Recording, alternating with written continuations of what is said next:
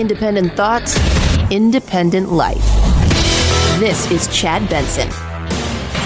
I don't know who the Proud Boys are. I mean, you'll have to give me a definition because I really don't know who they are. I can only say they have to stand down, let law enforcement do their work. Law enforcement will do the work more and more. As people see how bad this radical liberal Democrat movement is and how weak, the law enforcement's going to come back stronger and stronger. But again, I don't know who Proud Boys are, but whoever they are, they have to stand down, let law enforcement do their work. Not enough. They're a white supremacist organization that happens to also have blacks and Hispanics and Asians as members. It's weird, I know, right? But the hair on fire in politics is amazing. And look, did Trump jack the pooch the other night, as we would say? He absolutely did. He did. He flubbed the lines. There's no doubt about that. Proud Boys were brought into, they're front and center. And what makes me laugh is, and we're going to touch on a little bit, just the chaos of an organization that was started as some sort of Western chauvinistic kind of wacky thing that has turned out to be something more. And are there some bad actors there? Yes, absolutely. But at the end of the day, there are issues that this country have to deal with. There are. And watching that debate the other night and watching the insane way of the reaction, Trump flubbed his lines. Here's the answer when you talk about any kind of racism. It's awful. It's horrible. I condemn it 110%, period, case closed. So if you ask me that tomorrow, I'm going to tell you the same thing. In fact, the answer I'm going to give you is going to be the same thing. It's going to be very Marshawn Lynch. Remember Marshawn Lynch? Great running back. Hated doing interviews. They made him go to the Super Bowl because you have to go. So if you're in the Super Bowl, there is media day. There's access, period. And he said the same thing over. I'm only here so I don't get fined. What do you think the scheme's going to be to stop you? I'm only here so I don't get fined. If I'm Trump, all I keep saying is racism's awful, racism's horrible, racism's bad. Period. Case closed. I condemn it all. And that's it. You're done.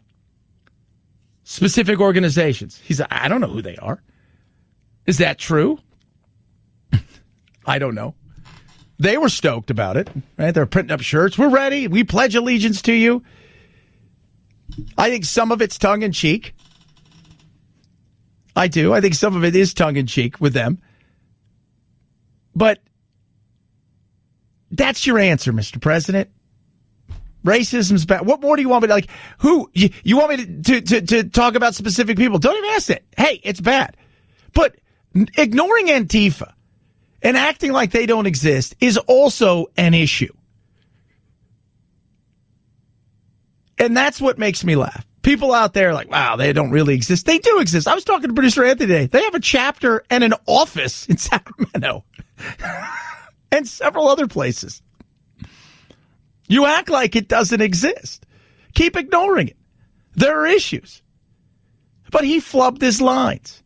He flubbed the lines, and that's on him. Does it affect anything? No. I don't think it does affect anything. Because if you love Trump, you still love Trump. And if you don't love Trump, you never love Trump. You're never going to love Trump. No matter what he says, no matter what he does, you're not going to like Trump. You're not going to tolerate anything that has anything to do with him. Even if there was a direct correlation between him improving your life, you don't care. You have a disdain for him as an individual. That's life. Can't fix that. That's the way you feel. 323-538-2423. At Chad Benson Show is your Twitter. Tweet at us, text the program as well. The fallout continues in a lot of different ways, including what a nightmare that thing was the other night. And can they even do anything to fix it?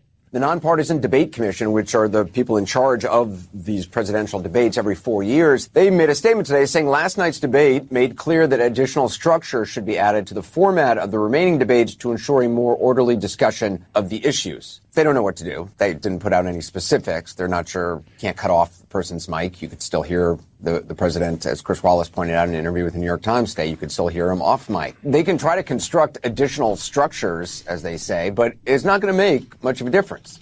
No, it isn't. I mean, I said hermetically sealed booth, shutting off the mics, turning out the lights if somebody goes on too long. If it just gets, there's not a lot that you're going to be able to do. If it's me, I say I'm canceling these next two debates, and this is what we're going to do. We're going to pick 5 issues or 6 issues, and instead of those debates, they're going to be 1-on-1 town halls. And the issues and the questions that are going to be asked are not questions that are going to be asked by like we're going to have an Anderson Cooper, Joe Biden thing where we bring a bunch of people on who hate Trump and ask you, is it Trump the worst person in history? And then Trump has to answer real questions. No. Each camp gets to write out the questions. They're delivered, and you go from there. And that way, you're asking questions, they're asking questions, and then afterwards, you can give a rebuttal like they do at the State of the Union.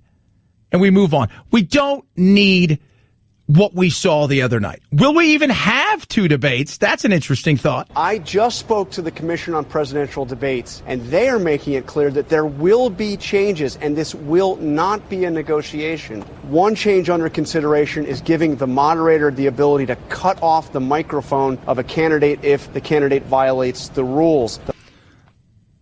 Okay, but you heard Anderson Cooper. I mean, let's be real. If you'd have cut both their microphones off, as long as there's a microphone where we can hear somebody, even if it's just Chris Wallace's the other night, we'll hear what they say, and they'll just get louder. The bottom line here, if the Trump campaign continues to insist on no changes, there is a real possibility that those next 2 scheduled debates do not happen. There you go. Trump's big problem the other night when it came to Biden is even when Biden had no answers for some stuff, he dodged. He talked in circles. If you want, you're not going to convince people to vote for you, Mr. President, at this point in time. Right? Joe Biden's not going to get, people are looking at him and deciding, do I want to vote for Joe or not? Because it is between Trump and Trump. That's what this is. There's no enthusiasm. People are excited about Biden. They're not. They're just not. And they readily admit people aren't excited about him. So what's the answer? Well, Mr. President, if you're going to do this, right, Trump? If you're going to do this, come on, Donald, you give him the opportunity to speak. Let him go out there, meander, wander, not answer the questions. That's what you need to do. You being louder than him isn't going to sort it out. So you do what? You just let him go. Any great salesperson will tell you, just listen. Just listen. Let them. And he didn't do that the other night. There were times the other night where I thought, here he goes, right? And he's kind of meandering. He's thinking. You could see the wheels are spinning, and he's not quite. No. Trump continued to badger him. And the mistake was you continued to do that over and over again. And by doing that over and over again, by continuing to do what you were doing, instead of giving him the opportunity to talk himself into something, what happened? He didn't, because you interrupted him so many times. And on the other side, you continually interrupting him, you continually doing what you're doing, made you look, at times, well, ridiculous. I've said it over and over again. Both these guys will snatch victory from the jaws of defeat, and then they'll turn around and snatch defeat from the jaws of victory. It's not over. We still have 33 days till this election, and both of them will have their missteps. Trump's misstep the other night was, are you kidding me? Really? This is where we're going? What are you thinking? Again, any question when it comes to race. Racism's bad. It's awful. I denounce it. We move on. That's all you have to say. That's all you have to say. Period. Let it go from there. 323-538-2423 at Chad Benson Show's your Twitter. Tweet at us, text the program as well. Speaking of the debate, the ratings, there was a question like, how good was it or wasn't it? The early numbers had the President Trump, former VP Joe Biden showdown off 35% from the first Clinton-Trump debate in 2016. But now that the cable networks are included, the number jumped big time. Nielsen says 73.1 million people watched Trump and Biden go at it across 16 channels, off just 14% from 4 years ago. It's not bad, but not huge either. The way I think a lot of people thought. I mean, some people, we said between 70 and 100 million, and it was 70. I don't know how many, they don't count streaming, but let's just say even add another 5 or 10 million people into streaming. That's, what? That's maybe 80 to 84 million.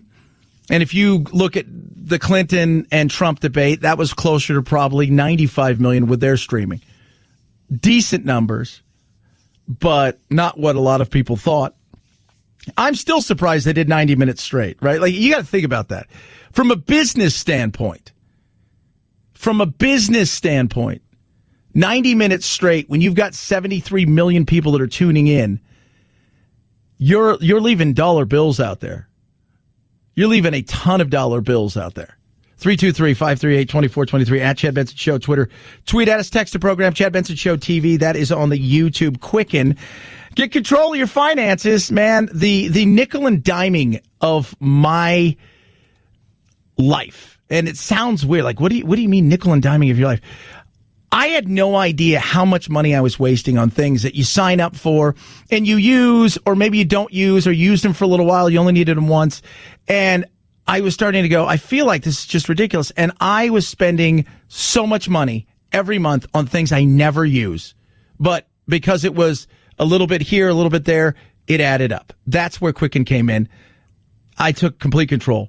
I got all of that stuff sorted out. Breaks down my spending, which is great. I budget so much smarter. I maximize my savings. It's awesome. I can pay bills. I can track. I can do everything. And it's great with my taxes, being a small business owner. 17 million users over 3 decades. Quicken's the most popular personal finance software on the market. And right now, they got a great offer just for being a listener.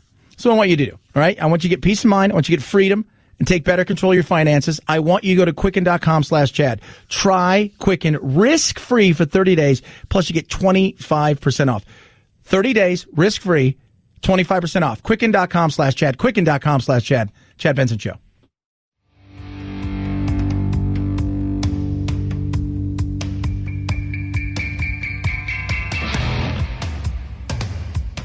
Irreverent? Yeah. So what? It's the Chad Benson Show. More than 30,000 workers at American and United alone are on furlough this morning, but Sarah Nelson, head of the Association of Flight Attendants, says she remains hopeful. It seems that Washington has just woken up, as if they didn't know that you have been going through months of agony. In a late-night Facebook posting, she urged union members to write, tweet, and call members of Congress with a simple message. Get it done. Yeah. So last week, Disney, laid off 28,000 employees. And that included park workers, that included staff. I mean, they're still not open. So you've got Florida, Paris, Shanghai, Japan, Hong Kong, all reopened with limited capacity. California, completely shuttered. Oh, boy. Yeah. Gavin Newsom, I can't wait till you run for re-election because I'm going to hurt you. Do you hear me? So there's that. And now, today, the furloughs are big. And this has been coming. The airline industry, the travel industry itself is decimated. And for several reasons. And the long-term ramifications are huge. One of which is because Zoom, because people are doing what they're doing now, I have a feeling business travel is not going to be the same. You can get a lot done. Some stuff, it's great to be, you have to be face-to-face. But for some other stuff, I think that people are going to say, you know what, we can cut down on travel in the future. We don't need to travel as much. The second thing is, it's just not going to happen in the time that they need it to happen to save them. What took place on 9/11 as far as the travel industry and the destruction of the airline industry over that month period where everything was shut down and how bad it was and the people were afraid to fly, that is nothing compared to this. It's just not happening. So you've got 30,000+, and I don't see anything happening. I know I will. My assumption is at some point Congress will figure something out. But that's not going to come soon enough. And no matter how much you bail some of these industries out, the long-term damage is huge. And the same thing goes for the restaurant industry. But this right here is ugly. 30,000, 35,000 people in the last 2 weeks, just from two industries themselves, almost 70,000 people. Last week, another 800,000+ people filed for unemployment. Consumer spending is up a little bit, but people are in a holding pattern. And I don't see it getting any better because we're in the middle of an election and people are trying to figure out if you're a business, even let's just say all things as far as COVID didn't happen. So like COVID didn't exist, but we still had a contentious election. And even though the economy may be doing okay, there was still the continuous, Trump does this or Trump does that and the battle that is, and oh my God, he's the worst person on earth and blah, blah. Normal times during elections, cycles like this, there's a bit of a slowdown. And the reason is people are what? They're nervous. Business owners. Okay, Joe takes over. He's talking about raising my tax. He's talking about doing this. Why would I want to expand? Now you throw COVID in there. People are going, yeah, no. I don't think so. I'm holding off. And even if I could expand, I can't do it because I don't trust what's coming.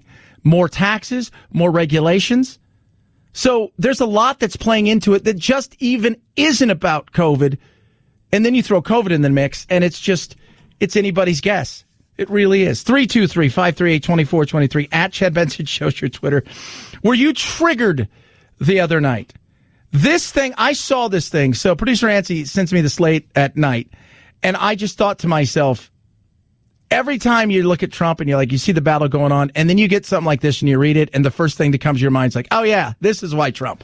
This right here. 323-538-2423 at Chad Benson Show Twitter. Chad Benson Show TV. Chad Benson Show.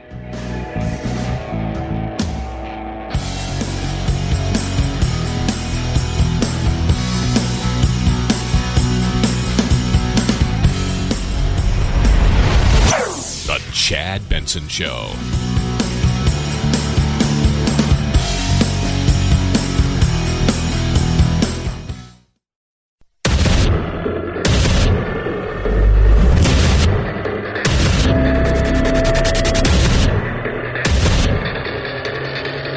Independent thoughts, independent life. This is Chad Benson. Point needs to be made explicitly that we are unequivocally opposed to white supremacy or any kind of political ideology based on race, any kind of law or legal philosophy based on race. That goes for anybody. We believe in individual liberty, that every individual is judged as an individual, not collectively as a group, and that it means nothing to say that you are black or white or brown. It's about who you are as an individual, and that's about the party we've always been. That needs to be unequivocal. Absolutely. Rand Paul there, 110%. Unequivocal. This is what it is. Racism sucks. It's awful. Period. We're moving on. But it's everywhere. It's not everywhere. Like the white fragility thing, that I've got the audiobook and I have the book. It is awful. The critical race theory that they are teaching in some schools nowadays is a joke. It truly is. It's an absolute joke. We need to have conversations in this country if we're going to move forward, but at the same time, there's personal responsibility. There are a lot of things that go into this. It's not just, hey, you're white, you're bad, you're this, you're oppressed. Well, you have white privilege. Do Asians have Asian privilege? Because if you go and look at, we talk about this white privilege, but if you go and look at who has more degrees, who has a higher standard of living, does that work there? Is it only in a certain situation? Do you have white privilege in China or in other places. It is a frustrating thing. There's no doubt there has been issues in this country, and there still are issues. But we maximize things that, realistically, if we took a step back and we looked at the data and the numbers, we think, the issue is like, we need social justice reform when it comes to our prisons and our sentencing. No doubt about that. Over-sentencing of minorities is ridiculous. Taking fathers out of homes, ridiculous. 110%. We do need more law and order. How do you build how do you tell people, hey, come invest in my neighborhood? What goes on in your neighborhood? Lots of crime. I'm going to pass. But when you have strong policing, and we need more money for police, when you have strong policing with a better community outreach and reimagining the cops isn't a bad thing when you talk about how do we bring the community together so we can make it not only safe for everybody, but people want to come and invest. Mom and pop shops grow. Other bigger companies bring in jobs as well as opportunities. That's massive. That's because, we need law, we need order. And what I feel, what never gets talked about in when we talk about race or we talk about the policing of America and all of these things in these communities, what never gets talked about is, what about the 95% of people who feel like they have nowhere to go? Because the people that come in and spout a bunch of crap about how bad the police are and how evil they are, the people that do that and then they do nothing. They offer no solution other than give us some money and we'll continue to be activists for you with very few things changing at all. And the people that are stuck in places in Chicago where it is a war zone. Chicago is one of the safest cities minus several blocks. How do we make that safe? So people come and invest. What happens when you invest? You have more tax revenue. What happens when you have more tax revenue? You have better schools. You don't feel like you're captive in an area where, what do we do? We need to have conversations. We don't, though, because you can't talk about anything. You can't talk about things because you get blamed for stuff. You're a this, you're a that. Because one thing I know about the left is they love labels. They love labels. They like to identify whatever it is. You're a victim. Let me tell you why you're a victim. You're this, this, this, and this. And you may go, I'm not a victim. Oh, no, you are. Of the patriarchy, of whatever they want to. That's it. This is what was sent to me last night. This right here was sent to me last night. Analysis for people who've experienced emotional abuse. The behavior felt too close to home based on the debates. It was painful and triggering. Why Ibrahim X. Kendi, psychologist, says the debate could be traumatizing. Well, how was it traumatizing? Two grumpy old white men arguing on a stage traumatizes you? That's a traumatizing thing?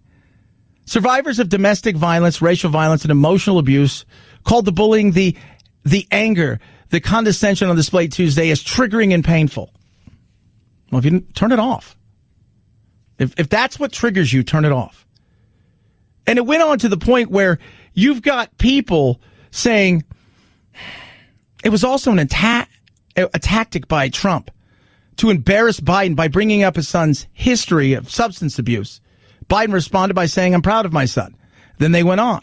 Some disability advocates on Twitter also wonder if Trump's repeated interruptions were intent to make Biden stutter.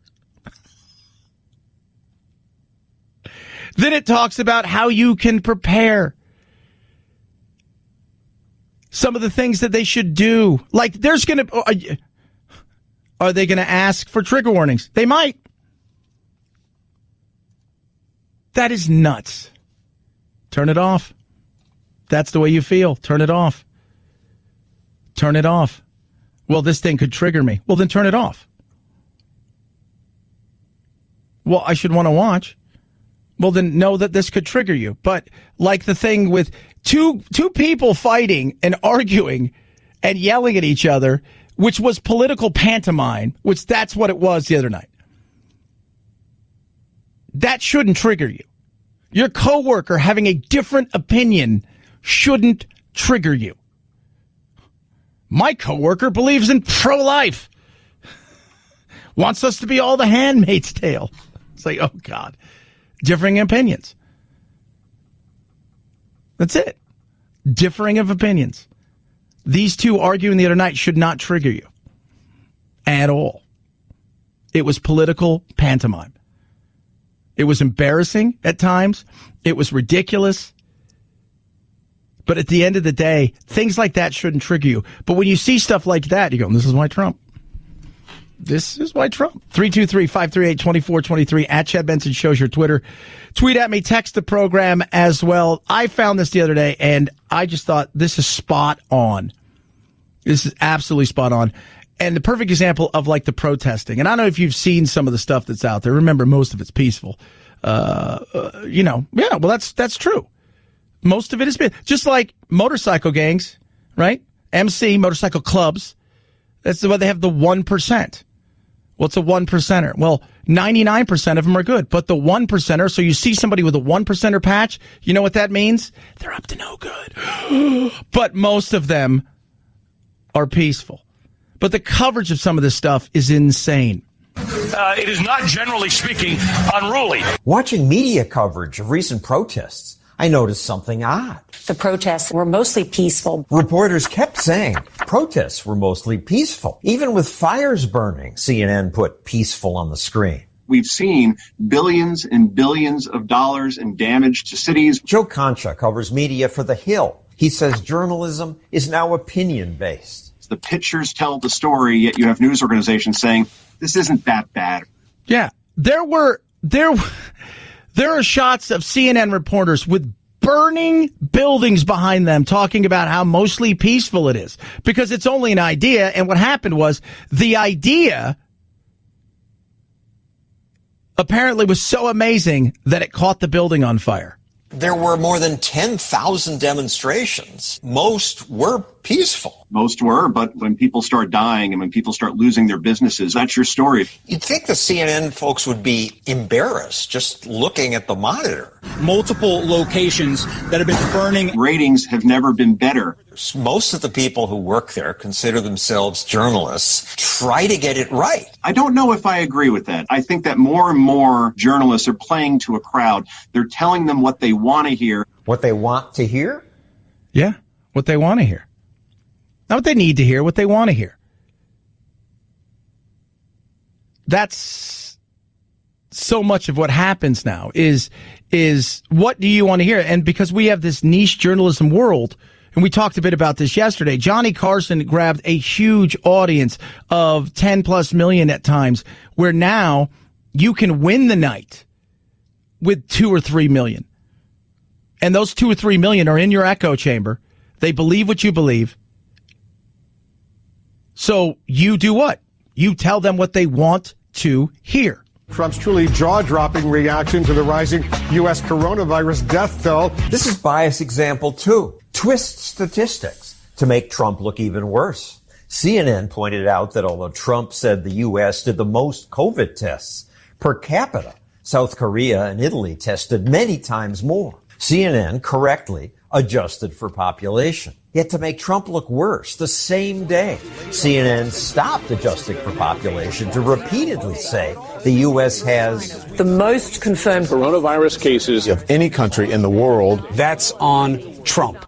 Well, of course, because part of that is also doom scrolling. Part of that is absolutely on doom scrolling. What makes everything, what scares you? Because what's fear? Fear is an emotion. We want to play on the fear. That's it. It's the number one sales thing in the world is what's your emotion? What triggers you in an emotion? Is it fear? Fear of missing out, right? That FOMO. What emotion do I have? Love, any of those things, because it'll get you to do stuff. But there's no doubt the game is being played. That's why data and facts are awesome. And I like facts. Let's fact check, but let's fact check everybody. And when you fact check one person over something and then you fact check the other side and your whole thing is in the spirit of something, this is what they meant. That doesn't count. fact-check Republicans mostly. At the DNC, they didn't fact-check Joe Biden in real time. But just in time for President Trump's acceptance speech a week later, they debuted a fact-checking chyron to run during Trump's speech. But there's a reason they don't fact-check Democrats, says Chris Cuomo. They are not lying the way Trump does. Oh, okay.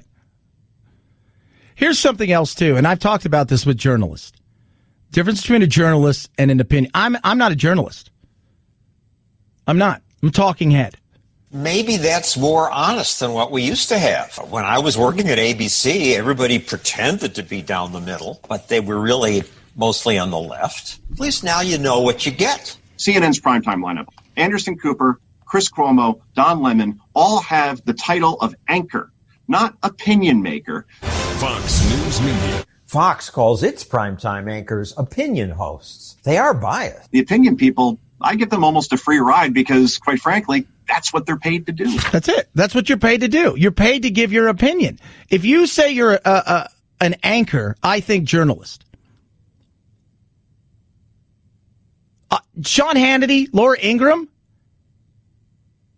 Tucker Carlson, they're not journalists. They're talking heads. They're like radio people, and some of them are. On the other side of things, if you say you're a news anchor, Wolf Blitzer and things like that, you're an anchor. It's the who, what, when, how, and why. Why do so many journalists favor Democrats? John, I think it's because most of our national media are in two cities, New York and Washington. When you're surrounded by everybody else in a city and in a newsroom that goes the other way, it's almost impossible not to start to conform and go in that direction. Yeah.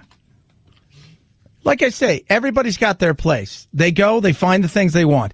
We've learned now that how you believe is how you will go and search for the news. If you want news on the right, you got Newsmax, you got One American News, you got Breitbart, you've got Fox. If you want news on the left, you've got all the other stuff. And by the way, when it comes to just delivering the news, just the regular, I'm reading the news, here it is, I'm interviewing people. Fox, when you go and look at that during the daytime, not the opinion heads at night, are much different than when you go elsewhere. But if you're going to say you're an anchor and a news and you're going to get spun as the news anchor journalist, that's a different story. At the end of the day, though, these are the battles we have, and we serve the niche that we have. I like to expand audience. I want everybody. And I don't want you to agree with me all the time. If you disagree, great. If you agree, fantastic. But let's have a discussion. And let's try to be fair and look at facts. We can have empathy, but they shouldn't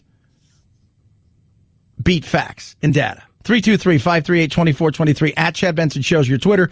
Tweet at us, text the program as well. Rough Greens, my dog Doodle is awesome. Doodle and I played last night. I've never done this really with him before. We'll do a few walks and stuff, but we played where he looked like a puppy and then he started turboing or he's running around. That's because of Rough Greens. Started giving him Rough Greens about 7 months ago. It's changed his life completely. His hips don't hurt anymore. His fatty tumors seem to all but be gone. You can pet him. Rough Greens is amazing. It brings your dog's food to life. It is not dog food. You just sprinkle it on your dog's food, and it is so incredible what it has done for him. A 2-week jumpstart is $14.95. It's got vitamin, mineral, probiotics, omega-3, 6, 9. It is awesome. He loves it, and it's $14.95, less than $15 for a 2-week jumpstart. It has changed his life, and it'll change your dog's life as well. The best thing you'll ever do. Go to roughgreens.com/Chad, ruffgreens.com/Chad. Get yourself a 2-week jumpstart for $14.95. Put it to the test. You watch after a week, you'll notice the difference. After 2 weeks, you're like, I'm sold. ruffgreens.com/Chad or call 833-MyDog-88, 833-MyDog-88. Rough Greens. We make any pet food better. Chad Benson Show.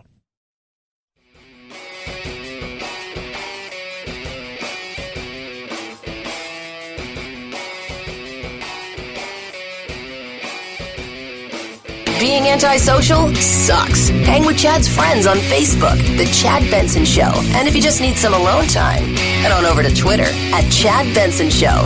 Either way, we can't wait to meet the real you. It's interesting. I've not watched any playoffs of anything. I watched one period in overtime the other night. Tampa Bay versus Dallas. Dallas won the game, but they lost the next one. And I know last night the NBA, I think the Lakers won pretty easily against the Heat. It's the finals. And Major League Baseball's got their playoffs going on. And still, I'd rather watch the 0-3 Broncos. I don't even know who's playing quarterback tonight. This is like their 9th quarterback since Manning retired. Might even be they're just like, all right, here's the deal. Whoever's back there will snap the ball to. You just go. You don't have to pass. Just run. Just go. So, and then they didn't cancel. They postponed the Titans game with Pittsburgh, and they hope to make that up sometimes. Think about this. If you're the NFL, it's like, oh my God, we have to postpone this game because of this. But hold on a second.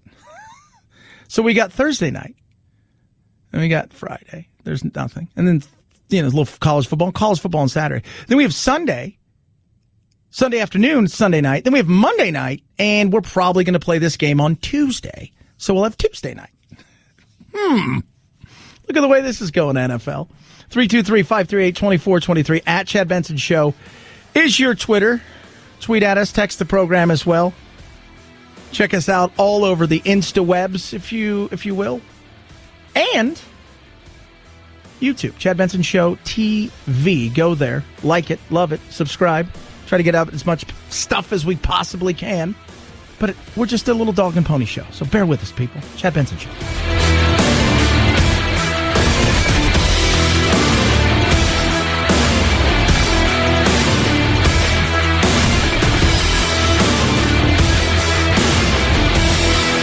This is the Chad Benson Show.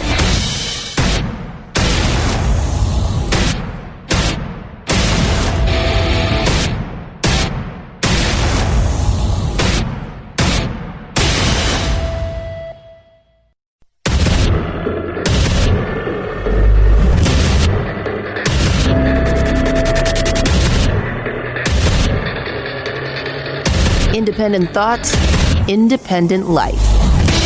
This is Chad Benson. We all heard what he said. We all heard it. It matters. Where is the outrage? Where is the condemnation? Where are the Republican members of Congress, and where are the former senior elected officials in this country who heard a president threaten violence against the country if he loses an election, threatening the country to unleash chaos, and threatening violence with the use of paramilitary white supremacist militias that are loyal to him? Are you kidding me? Paramilitary? We have a paramilitary white supremacist militias? I'm curious. I'm sure there's some guys out there to form a military, but that makes me think, is he talking about the Proud Boys? Is that who he's talking about? I feel like you're talking about the Proud Boys there, Steve Schmidt. That's what I feel like. People are like, what are the Proud Boys? That far-right group is under the microscope. Trump 2020! The Proud Boys, who describe themselves as a Western chauvinist group, is a growing presence at rallies, some armed with guns, staging a counter-demonstration to a Black Lives Matter protest in Portland on Saturday. Which, totally allowed to do, by the way. And carrying guns, is it legal? Okay. I'm curious, all of that, is that legal? And you saying Trump 2020, is that racist? They're a Western chauvinist organization. I'm no apologist for him. But it is funny that we're talking about a group. How many people, let me ask you, how many people do you think are in the Proud Boys? How many people do you think are in the Proud Boys? I mean, is it 50,000? Is it 500,000? Is it, what do you think, producer Phil, 800 million? I mean, how many do you think are in there? I don't think it's, I really have no idea, but I think it's a low number. It is a low number. Depending on where you read, it's anywhere from 700 to about 1,000. 15 to 30-year-old males who primarily come from the suburbs. They say white males, but then you go and you find out there is no rules.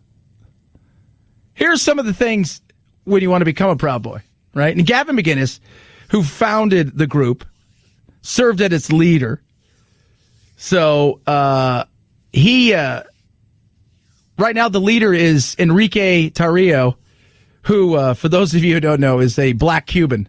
So that kind of like, oh, geez. Well, maybe it's affirmative action. I don't know. July 2018, 160 members and up to 300 pending. So if you want to be a Proud Boy, I'm just going to tell you, they talk about what? They're Western chauvinist. We know that. It's like a fraternity. So here, paramilitary, total. They're like, we're proud of being Western chauvinists. He goes, I refuse to apologize for creating the modern world.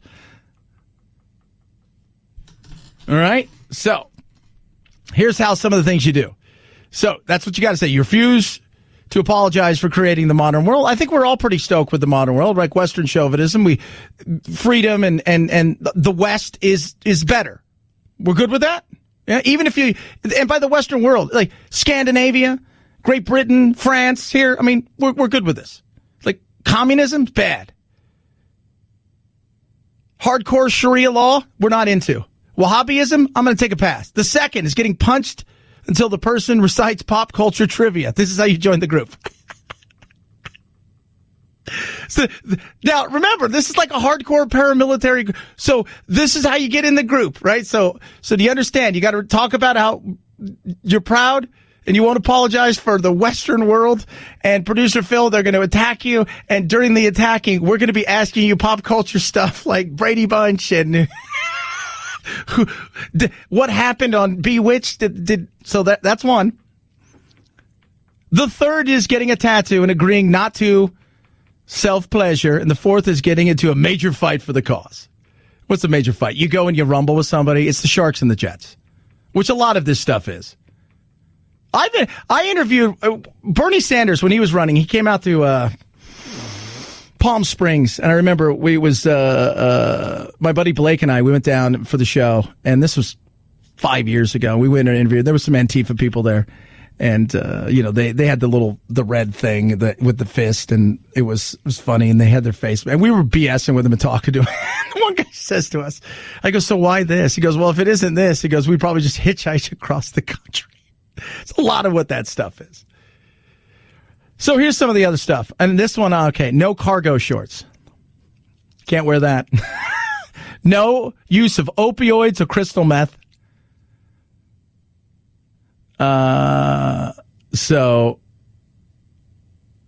women aren't allowed in the Proud Boys. Oh, no. The Proud Boys told the LA Times the group only admits biological men. Oh, my God. Here's the thing, right? I'm not here to. I don't really care. Like I'm not in a group, right? I am independent of all things. I always tell everybody, right? I'm a Ronin. You know what a Ronin is? Does anybody get what a Ronin is? That's my political group. But a Ronin essentially is a wanderer, a drifter, samurai without a lord or master that. In the feudal periods of Japan between the 1100s up until the 1900s, essentially they just were Ronins. They just kind of wandered around. So, and I think that's what most of us should be. But when I hear stuff like this, I just start laughing. So that's a portion of it there. We continue. The group has also appeared alongside other extremist groups at gatherings like the deadly 2017 Unite the Right rally in Charlottesville. Their leaders say they are not white supremacists. Well, when you have people of color inside of your group, was it the Chappelle show, producer Phil, that had the black guy that was? Yes, that was him. the blind guy that was in the KKK. I don't think they're white supremacists. And are there people out there that go out and they do stuff that's stupid? Absolutely. Not here to apologize, but I just love the narrative of all of this. And remember, if you're going to fight, usually you have to have somebody to fight. And that goes on both sides.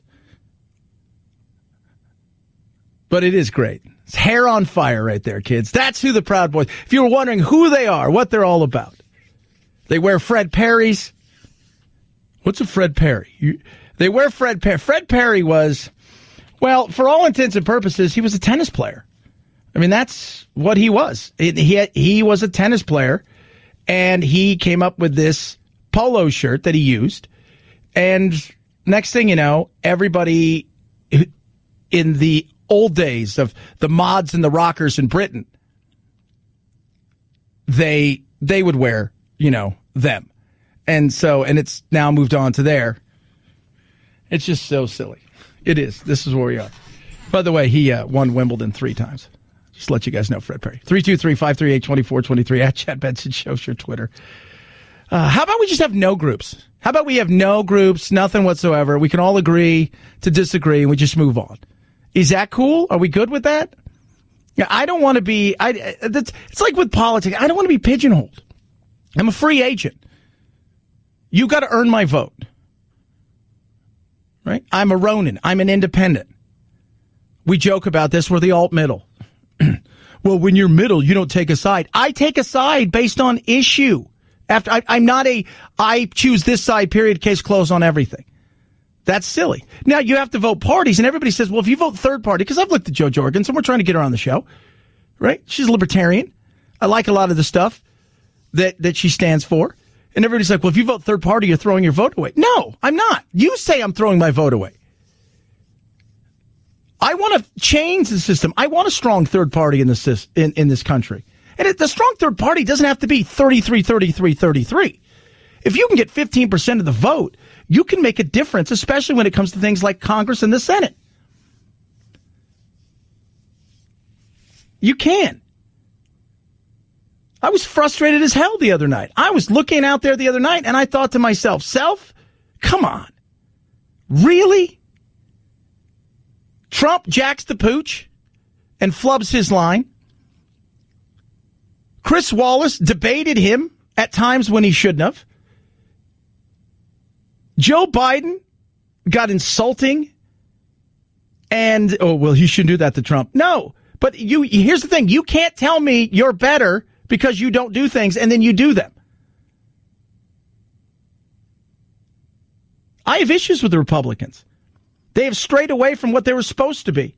I have issues with the Democrats. You go back and you look at, like John F. Kennedy, talking about creative tax cuts, talking about having a strong, doing a lot of different things that he did. You're like, wow. You go look at Reagan. They're nowhere near Reagan, the Republicans. We've broken everything down now to identity politics. So, yeah, the way I look at stuff, this is the way I look at it. I'm going to choose the person I think is best that fits the things I believe in, not based on a red or blue. Socially, I'm a little bit more liberal than some people. On the other side, I want a strong military. Damn Skippy, I want immigration. There's nothing wrong with a strong immigration plan. We can be inviting, and at the same time, we can have a strong plan. We're still the most inviting nation on earth. Shouldn't be that hard. But we have an all or nothing world, and that's why it's so hard to get stuff done. Because people themselves have become all or nothing, and they expect their politicians to be all or nothing. So people are happy with nothing and then bitch about it. So enjoy the 100% of nothing and getting nothing done and bitching about it, rather than saying, hey, we're all in this together, so we're going to have some compromise. And this is what we have to do. It's about trade-offs. 323-538-2423 at Chad Benson Show is your Twitter. Tweet at us. Text the program as well. Wounded Paw Project. Great organization. Working with them a while. And they rescue dogs that would be euthanized. Train them to be service dogs. So they go to the shelters, rescue dogs. Some of them are hard cases. Train them and get them to veterans, first responders, and their families. And it is awesome what they do. Some of these veterans are struggling. The trauma of war. They're transitioning back into a normal life, and they're struggling with PTSD and injuries. Same thing with our first responders and the families as well. There's a great story right now with one of the families they're working with whose son has autism, and the dog that they have is a dog that was a fighting dog that was found in a landfill that they thought, well, this dog has to be put to sleep. They said, nope, we're going to train it, and they have. He has autism, and what he has done and how he's changed life is amazing. All the proceeds donated, right? They use it to protect, advocate, and transform shelter dogs and service dogs for veterans, first responders, and their family. How can you give? You can go to smile.amazon.com. Such your supporting group, or better yet, take action today. Turn your extra car, truck, RV, even a boat to a vehicle for change. Great tax-deductible gift. You're going to be saving a paw to save a life. WoundedPawProject.org, WoundedPawProject.org, or call 844-678-4PAW, 844-678-4729. Chad Benson Show.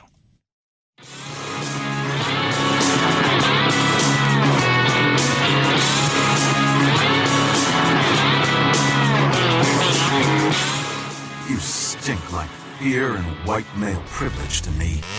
I do often out myself verbally as a gender. My pronouns are they, them, and I'm proud to be a gender. Are you stupid? What? Are you kidding me? Not a great way to use your white privilege. Some people get it, some people don't. You're listening to The Chad Benson Show. 5, 4, 3, 2, 1, 0, ignition, liftoff. Now it's time to find out what's trending.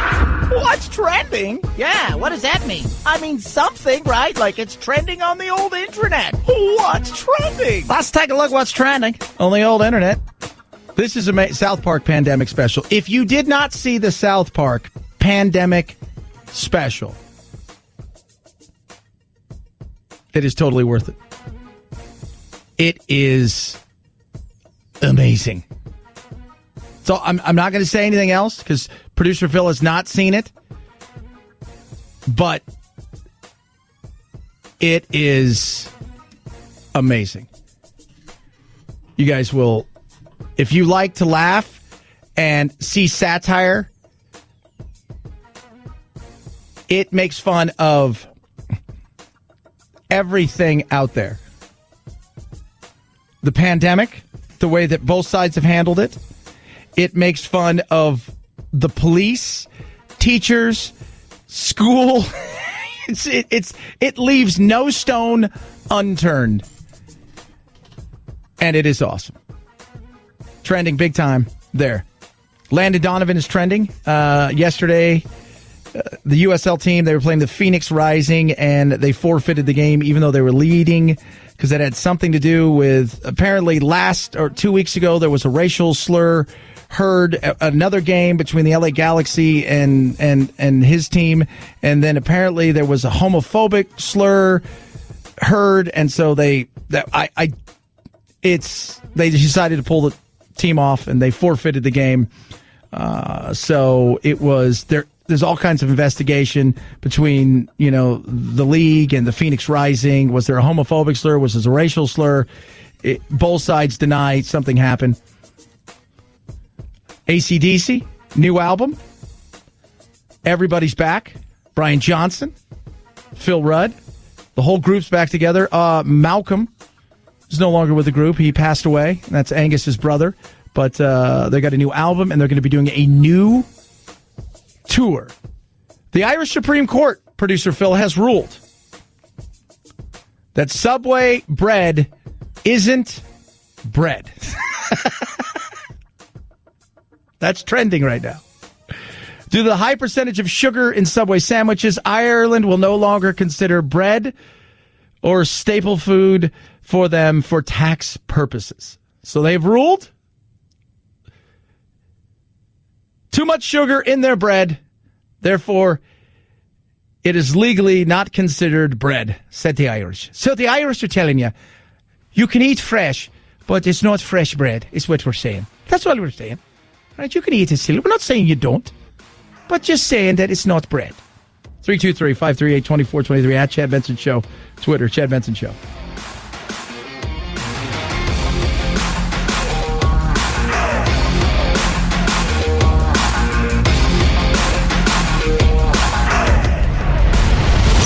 The Chad Benson Show.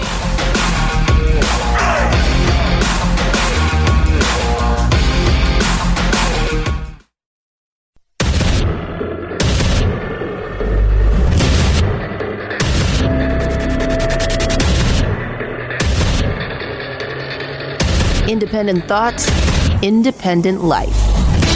This is Chad Benson. 837,000 people filed for unemployment benefits for the first time last week. How many? 837,000 people. That's a lot of folks. 837,000 people filed for unemployment benefits for the first time last week. It's a slight drop from the prior week, but well above the peak of the 2008 recession. Any advances in the labor market from the reopening of businesses following pandemic closures appear to be fading. And economists forecast slower hiring for the rest of the year and into 2021 without additional stimulus from Washington. Yeah, but even then, it's not even just about additional stimulus. And I'll tell you why, because those people are going to go spend money.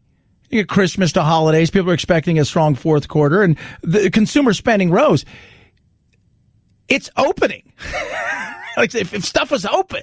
Well, if Trump would have... here's my question to Biden.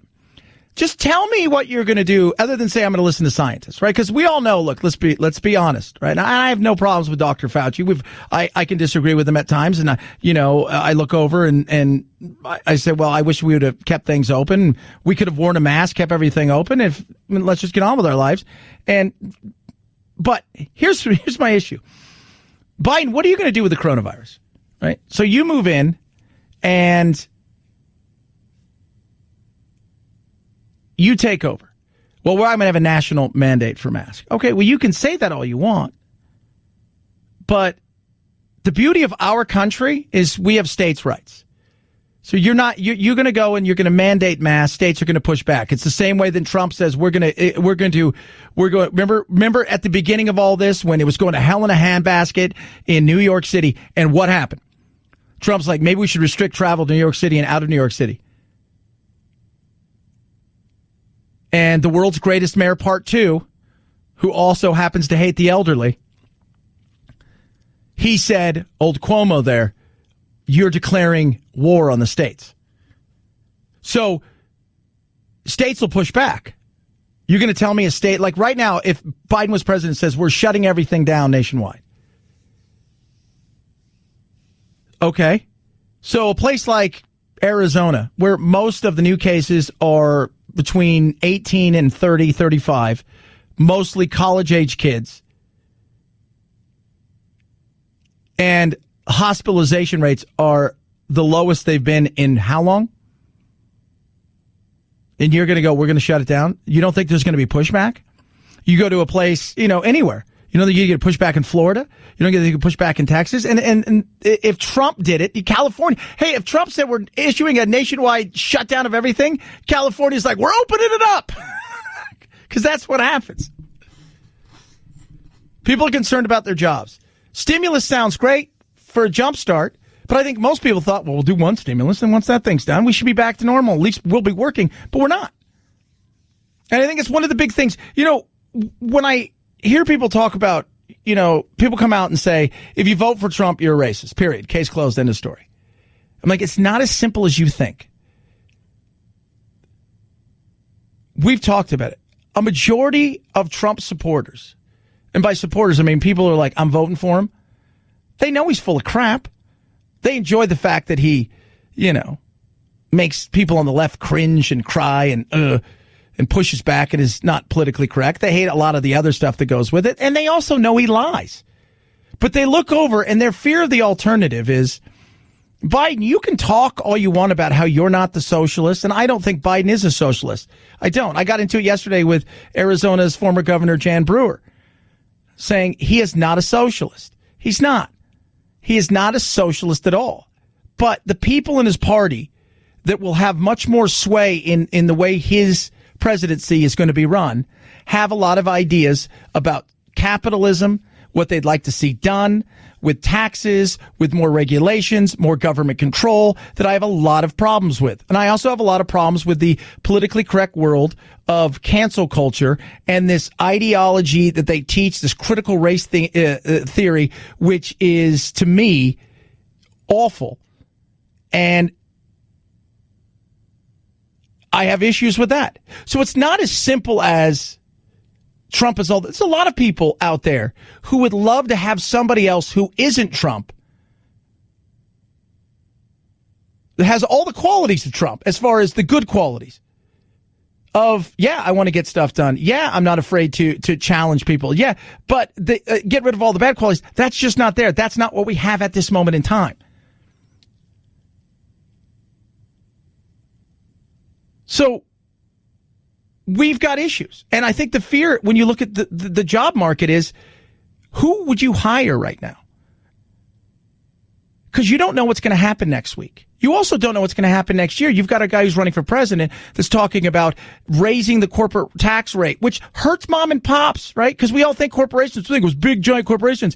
Think about the small plumbing company, the electricians, the freelancers out there who code and they've got their own little corporations and they make decent money and they've got to think about that. That hurts. It's not just the giant corporations. So there's a lot to go into it. Why would you hire if you're uncertain in a situation like that? And the other side of it, you've also got a guy who has said, yeah, I'm not afraid to shut the country down. Okay. That makes people a little wary. And we need to get back to work more than we need a stimulus. But we're not. I mean, you got places just now opening up. And here, think about this. New York City's just opening up for some dining indoors. The weather's changing. A lot of places still only allow you to dine outdoors if you're lucky. They may not be zoned for that. You may not have an area where you can do that. And now that the weather's going to change in certain parts of the country, that may not be... You're not going to be dining out in Buffalo, New York in the next 4 or 5 months. So would you say that? Hey, would you like to go out for dinner? We're going to sit outside in the parking lot in Buffalo. Sounds like a great thing. So there's going to be some serious issues. People want to get back to work. They do. They want to get back to work. But there's frustration out there because states who have the opportunity and they have the power to reopen certain things. In some places, they're playing it uber safe. In other places, they're a little bit more loose with it. But nobody knows what's going to happen tomorrow. And there doesn't seem to be a clear answer across the board. So it's hard to trust, if you're a business owner, how you're going to do certain things. 323-538-2423 at Chad Benson Show is your Twitter. Speaking of the coronavirus, the CDC has changed the procedure for sharing coronavirus information with the public, including vital guidance on who should be tested and when. A source familiar with the CDC's response told ABC News scientists are now prevented from updating the CDC website with new information, recommendations, and policies about COVID-19. The CDC insisted this is meant to ensure a review process is followed, but the change threatens to create a backlog of information and raised fresh questions of political interference. The CDC's, it's another one of those. Politics is totally involved. You know, the other night when they were arguing over the coronavirus and stuff, and they're like, hey, Trump, even, Redfield, your CDC director, and others have said that this won't be readily available till next year. I've been saying probably March, April is if we get one by October, November, and October 1st is here today. So that, first responders will get it first, and then it'll start to trickle out, and that it may not be available. And where I did agree with Trump is like, well, you guys are talking to them. I'm talking to the people that are making it. I'm talking to the people that are making it. Can you make this many? Then do it. Here's the money. Keep the money. This is it. I'm buying into you guys are going to have this thing ready to roll and it'll be approved. And if it doesn't, that's a gamble we're willing to take. Which I thought that's awesome. Doesn't get credit for that. We're ready to hit the ground running. Now, I don't know when it's going to be approved. It needs to be done safely. I don't think they're going to roll anything out that is going to cause harm. Doesn't mean there's not going to be complications, because I'm sure there will be. But that's with everything. But yeah, there's politics at the CDC. You don't think there was politics before Trump got there? Of course there's politics. Remember, all of these organizations, right? These federal organizations, they're all fighting over your dollars. They're all fighting. Whoever's writing the check, what do you want us to say? I know we shouldn't do that. We'll take the money and we'll do the things we're supposed to do, but we're also going to have to realize we're going to have to toe the line in some areas. We get that. We're going to have to toe the line in some areas. We're going to have to do things. That's every scientist everywhere, because why? There's just science. Do I still think that they're going to deliver something that the way that that's the other thing, like watching the debate and them argue over, well, would you trust this guy? The last time I checked, Trump's not in some sort of laboratory coming up with this. Moderna, Pfizer, Johnson & Johnson, all of these companies around the globe are. He's pushing for it to get done. I would hope you do the same thing, Biden. I would hope you would be all over them like white on rice. I would hope you would be in their faces every day, pushing them like they've never been pushed before and telling them right now money's not an object. So we're going to hand you the money you need. You get this done. You need to hire more, you hire more. Pressure that they've never felt, and also some freedom that they've never felt. Normally this doesn't go this way. Normally it's an 8-hour-a-day job. You go home at night. You know, the timeline is really irrelevant because it's going to be based on government stuff. Well, government is giving you the green light. Green light the hell out of it. And I do not for an instant think that they're going to hand you something or me something that's going to blow you up in 3 days.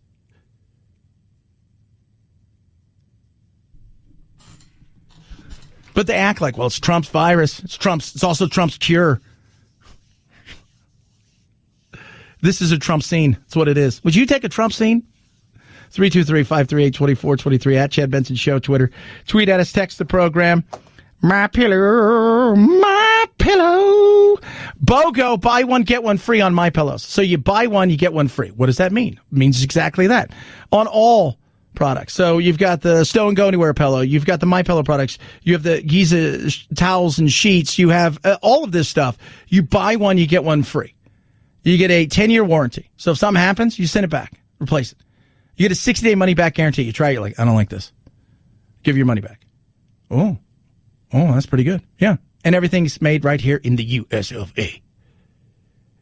How do you get the BOGO? You go to MyPillow.com. Use the promo code Benson when you check out. Order Mike Lindell's book. He's going to ship everything for free and throw you a $25 gift card towards your next purchase. It's the BOGO. Buy one, get one free, and all stuff at MyPillow. MyPillow.com, promo code Benson. MyPillow.com, promo code Benson. Chad Benson Show.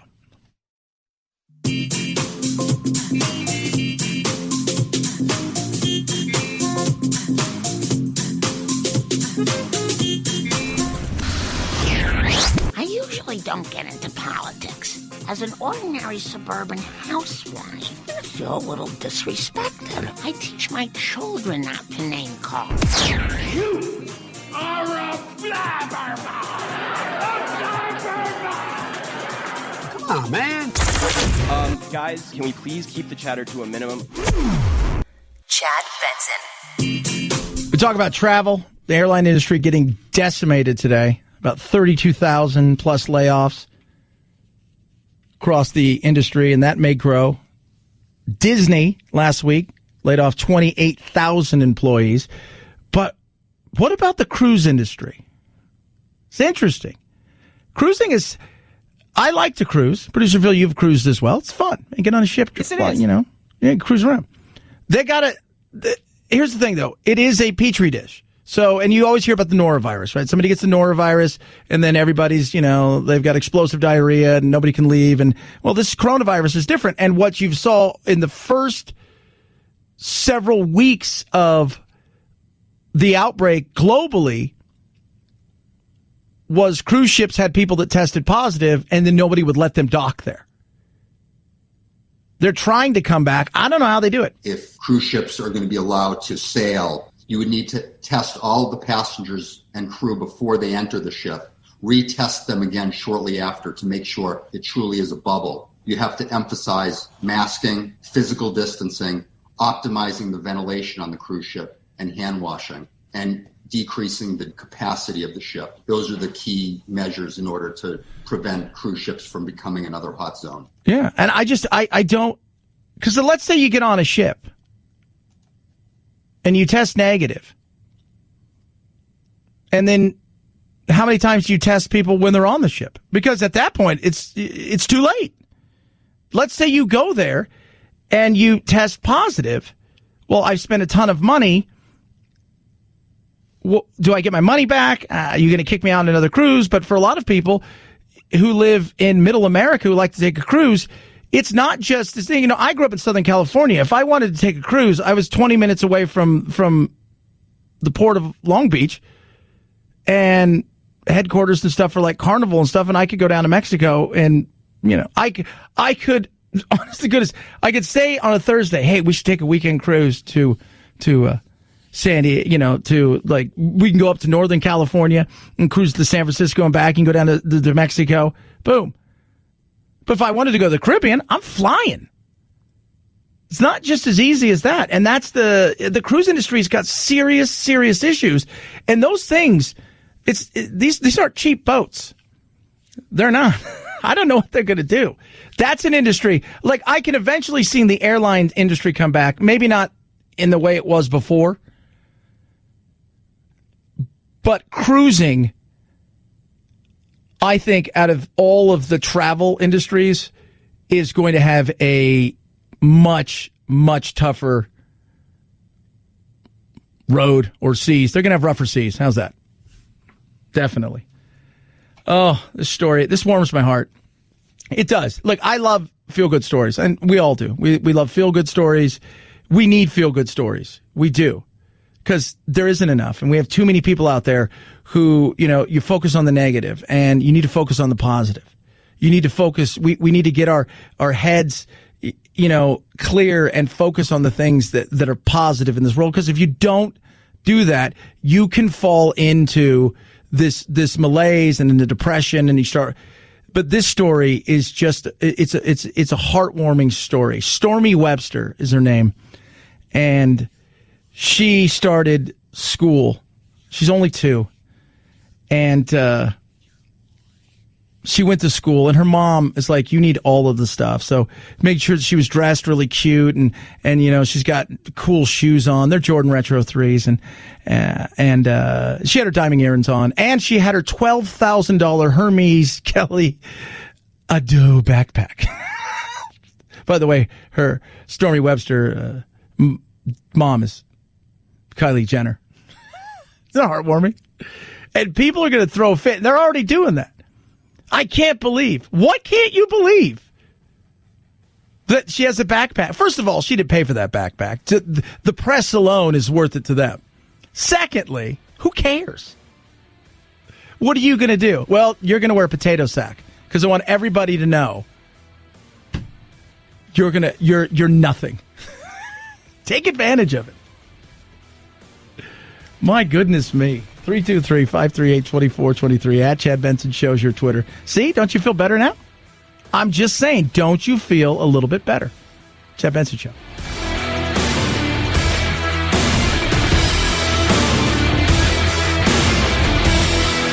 This is the Chad Benson Show.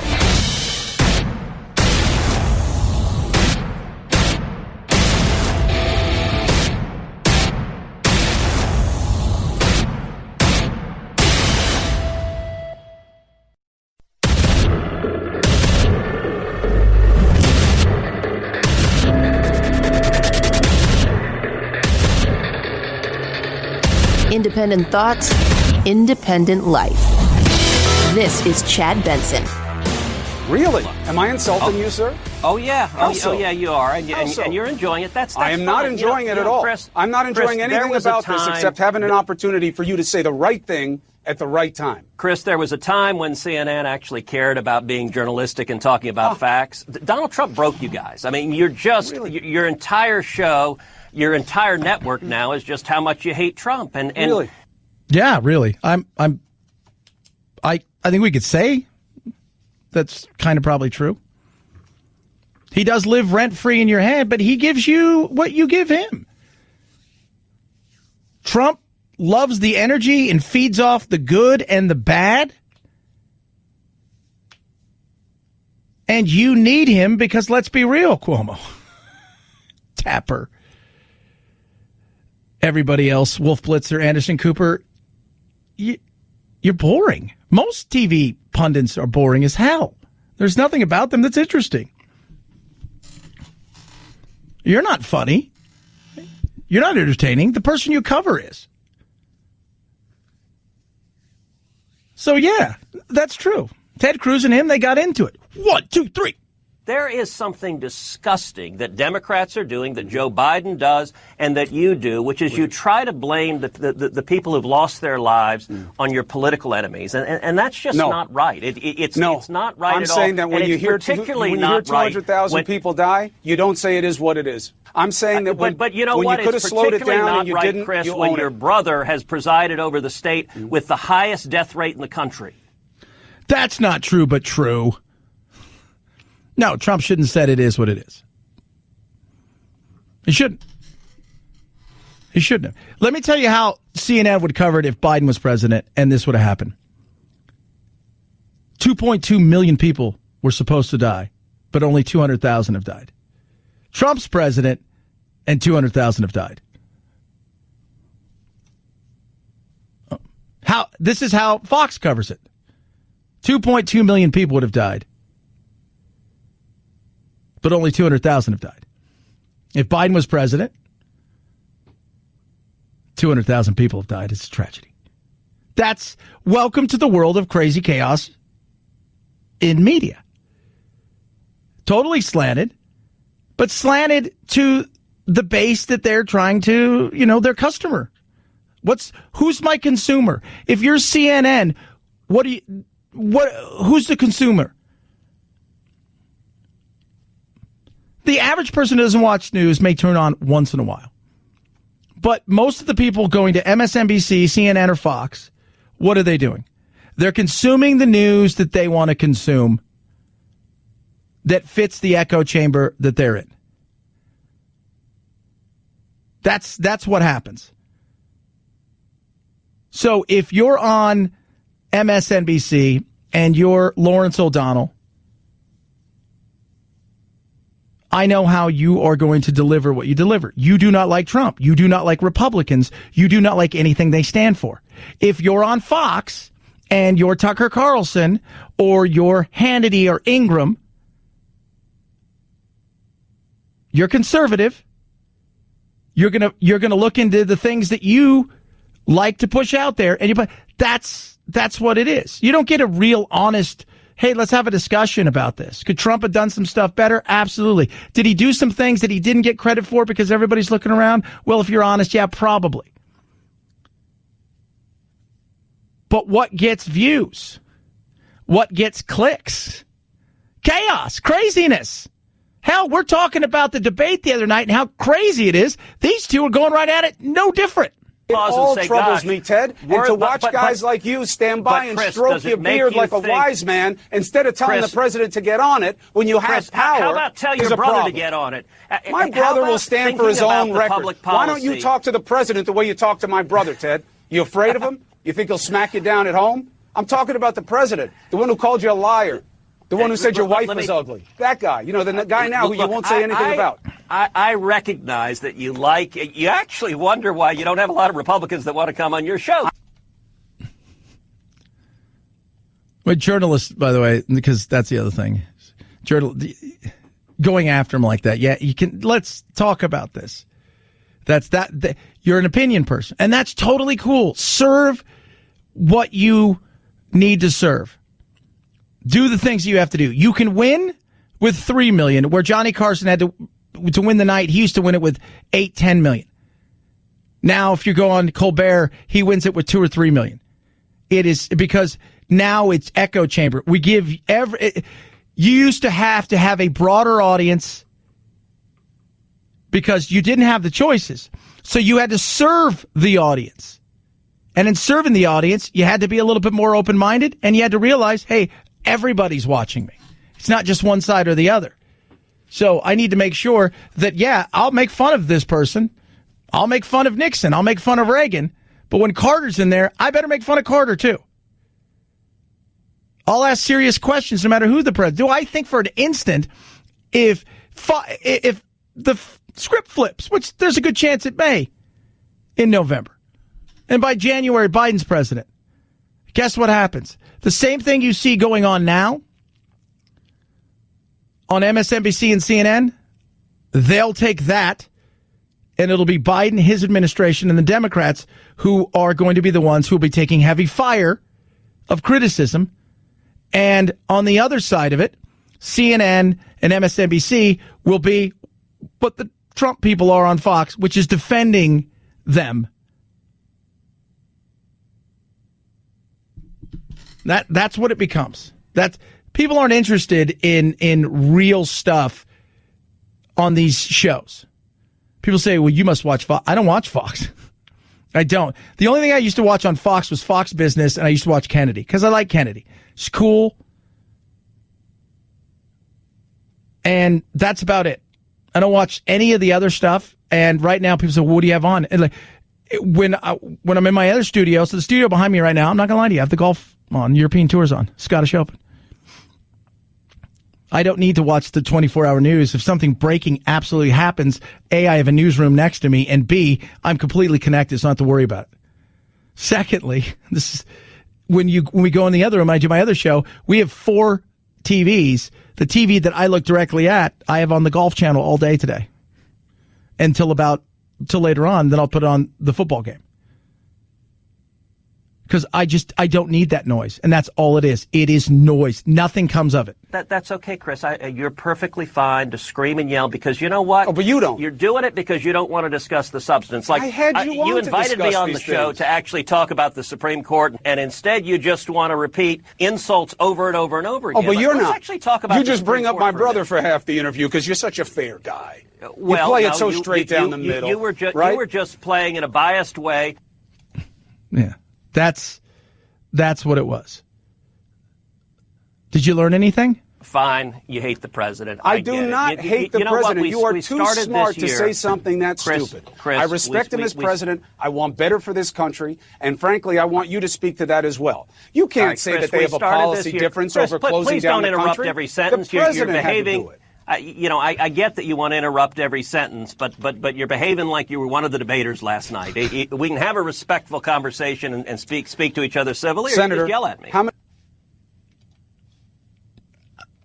Hate's always a strong word. I don't hate anybody. People say, you don't hate anybody? I don't. I mean, hating is, you gotta, that's an emotion. You gotta put effort into that.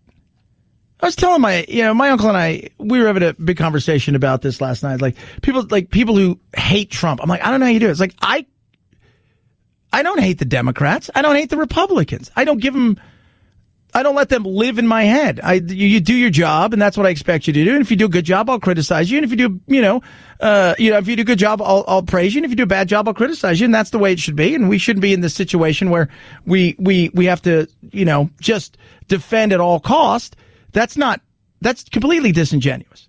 But hating and the emotion that people put in yesterday, like here's a perfect example of what I go through on a daily basis. I showed my son this the other day because he gets, because I'm trying to toughen him up a little bit, right? I do. I try to, because I think we need that. We need more, we need more strength because we are lacking in strength. And being in this business, I get bombarded every day with what a POS I am because somebody doesn't agree. I've never thought in my life, hey, I don't agree with that person, so I'm going to take to the interwebs to talk about what a horrible human being he is, and I'm going to insult him. Rather than, if you're going to do that, I would just say, well, what don't you agree with? You saw a 60-second clip or you heard 30 seconds of something. What don't you agree with? Here's a perfect example. You are a little fat punk. You speak for no one. I have no clue how you get on radio. Trump is the best thing to happen to America. It's punks like you without a backbone that has all but took America down. You're a joke at best. Why do you have to get personal? Did you hear that, producer Phil? I have taken down America. Me. Single-handedly, that's a good job. I'm not going to pat myself on the back, but I'm pretty awesome. But why'd you get personal? Like, for me, why are you so emotionally invested? Why can't you say, hey, I disagree with you? Okay, well, what do you disagree with? But when you start out like that, you're emotional, and then then you get into the hate side of things, and don't give people power, especially politicians who don't deserve that kind of power. 323-538-2423. At Chad Benson Show is your Twitter. Tweet at us. And I mean that in all ways. That includes the stuff that government can give you. When you allow government to get into a position where you become beholden over you, you give them power. Don't think they won't wield that power. It's like the mafia. You ever watch this Godfather? You know, it's his daughter's wedding day and he's granting everybody this or that. There's something that comes with that. You will be asked it one day. Do you remember? Because you've asked for something, and they've given you some. They gave you something, but now they've got something on you. There's a power that goes with that, and that goes with government. That does, and that goes with emotions. Absolutely. Wounded Paw Project, amazing organization. Working with them a while. They rescue animals, dogs, train them to be service dogs for veterans, first responders, and their family. The stories of how they've helped our veterans who are returning from war, suffering with the trauma of war. Sometimes it's PTSD and depression, and they are having struggles getting back into society. Other times it's injuries, and these animals change the lives of the veterans, first responders, and their families. Sometimes it's not even about the veteran themselves. Maybe a family member, a wife or a child who's struggling, and they're able to get this dog and change their lives. It is incredible what they do, and you can donate in many different ways. Donating's easy. Proceeds are used to protect, advocate, and transform shelter dogs into service dogs for veterans, first responders, and their family. Take action. Turn your extra car, truck, RV, even a boat, if it flies or floats, into a vehicle for change. Great tax-deductible gift. You're going to be saving a paw to save a life. Call 844-678-4PAW or visit woundedpawproject.org. Woundedpawproject.org. You'll be saving a paw to save a life. Chad Benson Show.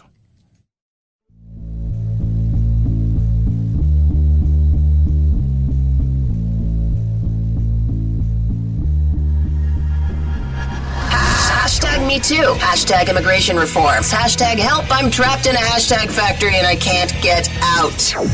The Chad Benson Show. What we're seeing really is historic decimation among the Hispanic community by this virus. Yeah, it is. It's issues when it comes to the Hispanic community. Fauci wants ethic, diversity, and coronavirus vaccine trials. But the decimation of the Hispanic community has been massive. It's huge. And is there something that's happening in particular? Is it more than just the potential for health care and the access of health care? I think there's probably a ton of stuff that plays into it. Fauci says hospitalizations among Latinos were 359 per 100,000, 78 in whites. Latinos represent 45% of deaths of people younger than 21. And it's when you look at how much it affects the Latino community and you're trying to figure out, okay, what is it exactly that is causing this in particular? Are you not seeking health care when you should? Are you brushing it off?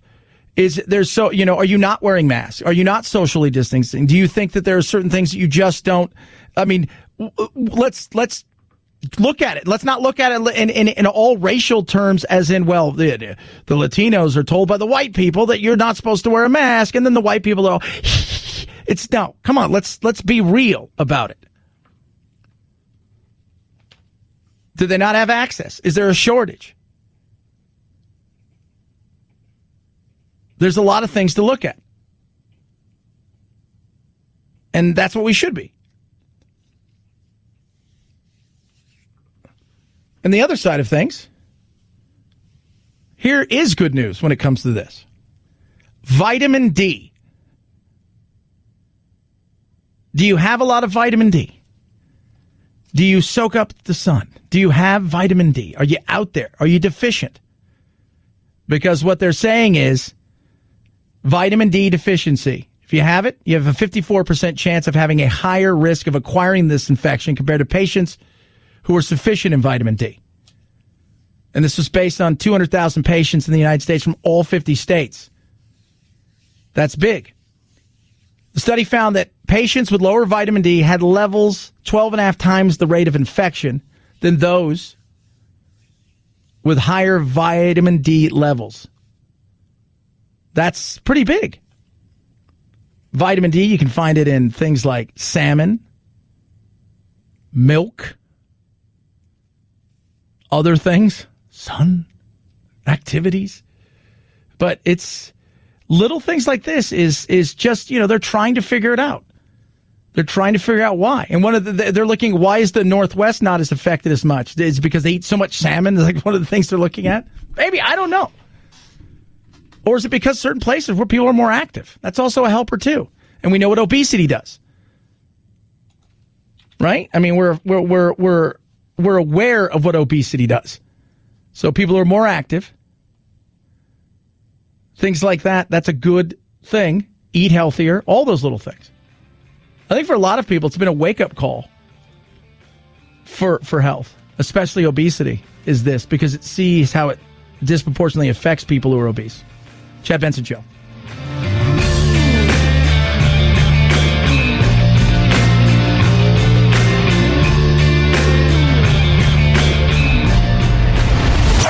The Chad Benson Show.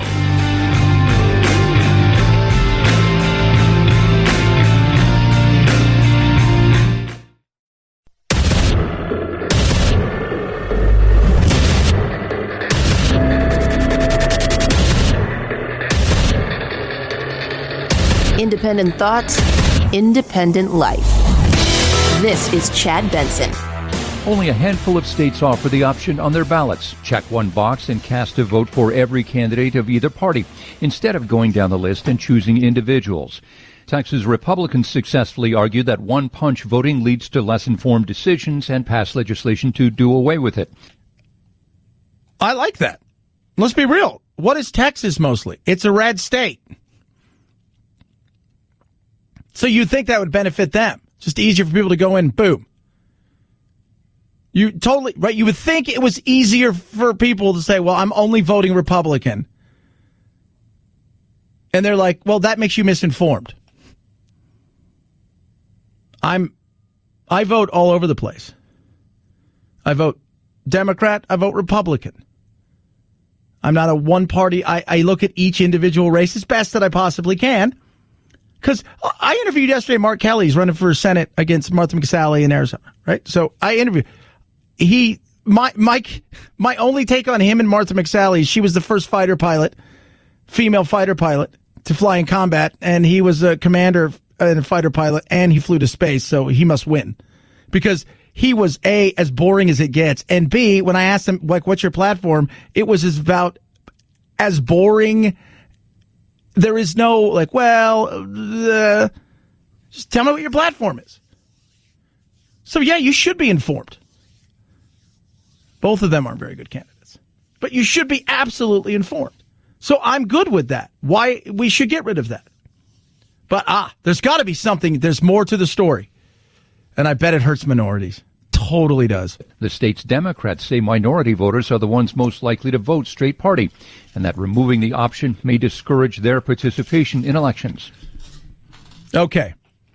I'm going to ask you guys a question. I'm sure you guys are probably thinking the same thing, but maybe some of you are like, oh, I get that.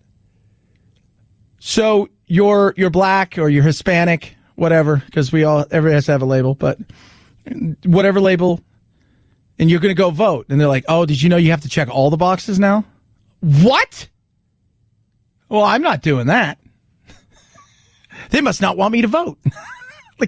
That is the dumbest argument I have ever heard.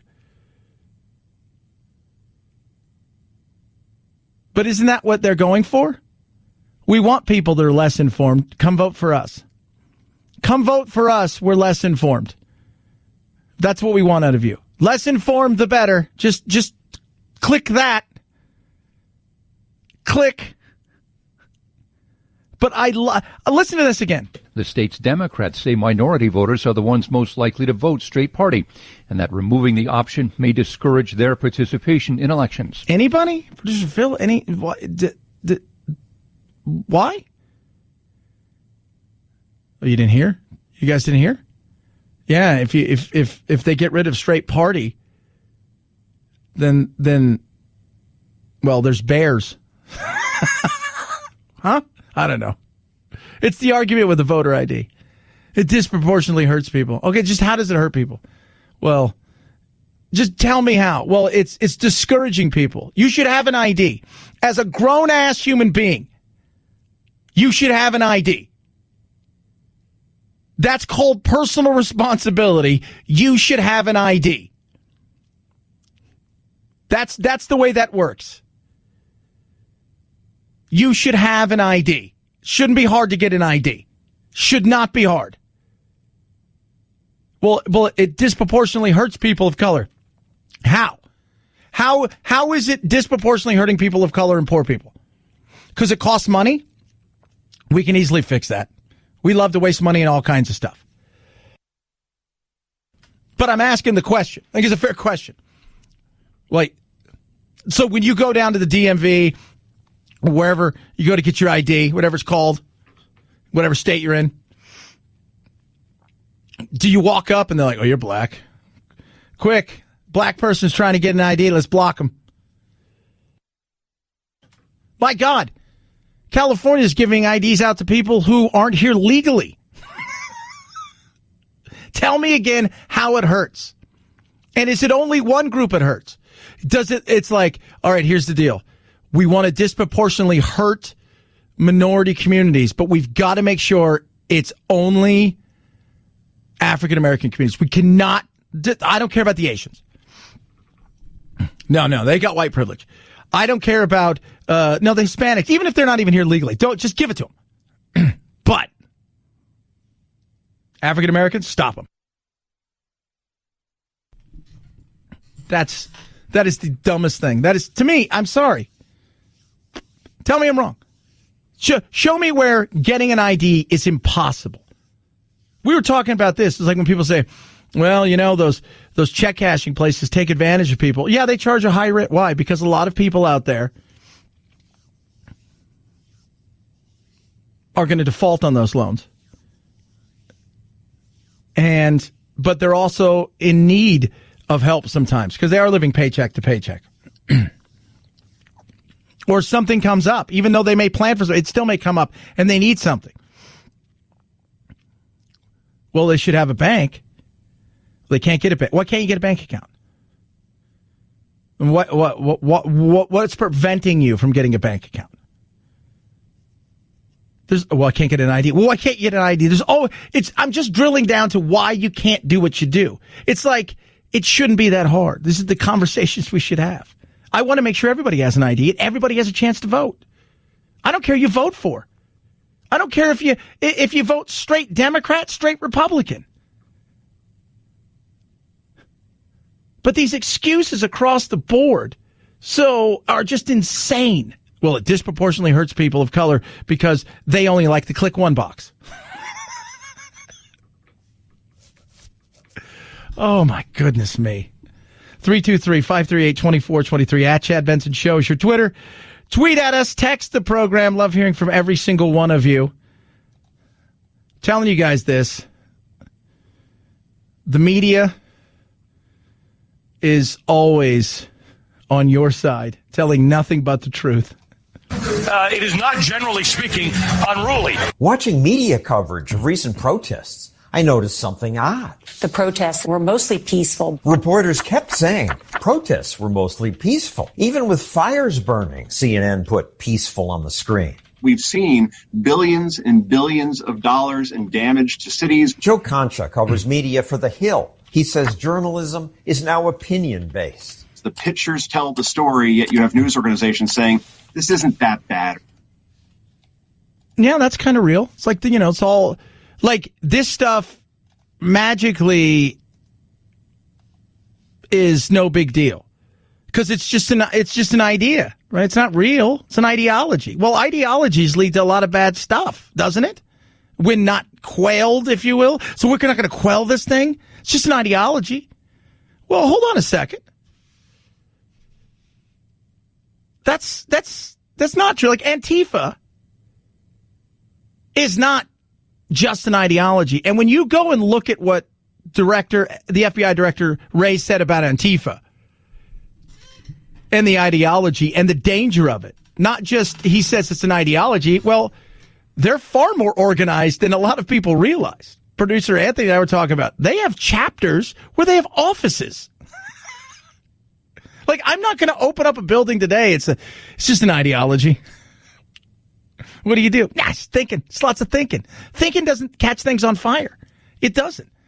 And the media coverage about the riots and the peaceful protesting is just insane. They're standing in front of burning buildings. Buildings are burning down. And it's all good. There were more than 10,000 demonstrations. Most were peaceful. Most were, but when people start dying and when people start losing their businesses, that's your story. You'd think the CNN folks would be embarrassed just looking at the monitor. Multiple locations that have been burning. Ratings have never been better. Most of the people who work there consider themselves journalists, try to get it right. I don't know if I agree with that. I think that more and more journalists are playing to a crowd. They're telling them what they want to hear. What they want to hear? Yeah. Because you're serving a customer base. And that customer base is coming to you because you feed them the things that they want to hear. They're not looking for information. They're looking for affirmation. This is what I believe. Deliver this to me. This is what I'm not. And part of that is our laziness. We live in a headline society, not even a click-through society. And when people do click through, very rarely do they read the article. Very rarely. Headline grabs you. Based on that, that's my opinion, and I'm going to go with it, and you can't dissuade me from any of this. You can't. There's nothing you can do. So that's the battle that goes on in the media, and it's very, very real. And they twist things. All sides do it. Biden will have the same thing with Fox. They'll twist it. And on the other side, well, we know what happens. Trump's truly jaw-dropping reaction to the rising U.S. coronavirus death toll. This is bias example 2. Twist statistics to make Trump look even worse. CNN pointed out that although Trump said the U.S. did the most COVID tests per capita, South Korea and Italy tested many times more. CNN correctly adjusted for population. Yet to make Trump look worse, the same day, CNN stopped adjusting for population to repeatedly say the U.S. has the most confirmed coronavirus cases of any country in the world. That's on Trump. Of course, because it's about hammering Trump. It's about who's my base. So who is the base that I'm serving? What do they want to hear? Well, they don't like Trump. So us saying that Trump has done something right isn't going to serve the base. I want a hamburger and you gave me a salad. And on the other side, Fox does the same thing. The difference is at least Fox spins it as we're not anchors. We're just a bunch of mouthpieces and we're opinion heads. I'm not a journalist. So I'm going to give you my opinion. When you tell everybody, hey, Wolf Blitzer and Cuomo and everybody, you guys are anchors, that doesn't work that way. Because to me, if you're an anchor, you're a journalist. I work here at a station where we have journalists, actual journalists, a lot of young kids. They're predominantly left-leaning, but I'll tell you what, they're as straightforward as it gets. There is no opinion in the things that they do, to the point where when I do my other show, like, we'll have them on for a story, but they don't give any of their opinion. And if I'm doing a parody or something, I'm not even allowed to have them come in and voice something because they don't want to be seen as a kind of a compromise thing. Again, they're fresh out of college, a lot of them. But like, to me, that's journalism. Like, you would never have known Walter Cronkite was on the left side of the aisle, but he was super lib. But his thing was, I'm going to deliver you the facts, and we'll go from there. And facts are beautiful. Let's hear the facts. Let's take a look at them. And remember, and it's tough even in this day and age, because even with facts and data, you think you're getting all of it, but you find out that the people delivering it are only giving you a portion. And the people over here are doing the exact same thing, but the opposite, because it's about making it look better. fact-check Republicans mostly. At the DNC, they didn't fact-check Joe Biden in real time. But just in time for President Trump's acceptance speech a week later, they debuted a fact-checking chyron to run during Trump's speech. But there's a reason they don't fact-check Democrats, says Chris Cuomo. They are not lying the way Trump does. Oh, okay.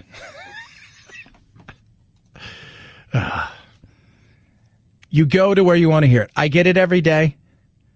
People are like, I don't like your show because as we were reading earlier, I've completely destroyed America. Single-handedly. I've destroyed America. Single-handedly. Because what you want is you want the news and affirmation. You don't want information. And that's sad. You should want information. And then you form your opinions. But get all the information. 323-538-2423 at Chad Benson Show is your Twitter. Tweet at us, text the program. Raycon's best earbuds around. Going to go play some golf here. Get out, work out. Let me tell you, what do I have? I have my Raycons. What do I do with my Raycons? Boom, go right in my ears. And no matter how hard I play, no matter how much I swing for the fences at times, I don't have to worry about them falling out. I don't have any wires or stems. There's none of that stuff. They're comfortable, noise isolating, which I absolutely love. So, because I've got to make calls at times. I got to do video calls. It's great having them on and not having to worry about, can they hear me? Can I hear them? It's awesome. And the style. People always ask me, what are those? I said, they're the Raycons. They're cool. They're hip. These E25, 6 hours of talk time. Sometimes I get through a couple rounds, especially when I'm out there on my own. I don't have to worry about them running out. Normally spend $200 plus. Saving big. Over a time period, you will find out that these things are not only the best, most comfortable earbuds, but for the price, you will find nothing better. Nothing. Under $100. Go to buyraycon.com/Chad. Save 15% as well. Buyraycon.com/Chad. Buyraycon.com/Chad. Chad Benson Show.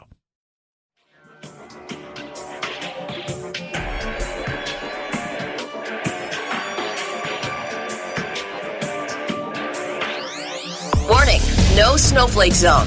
Uninformed opinions are in danger of melting. The Chad Benson Show.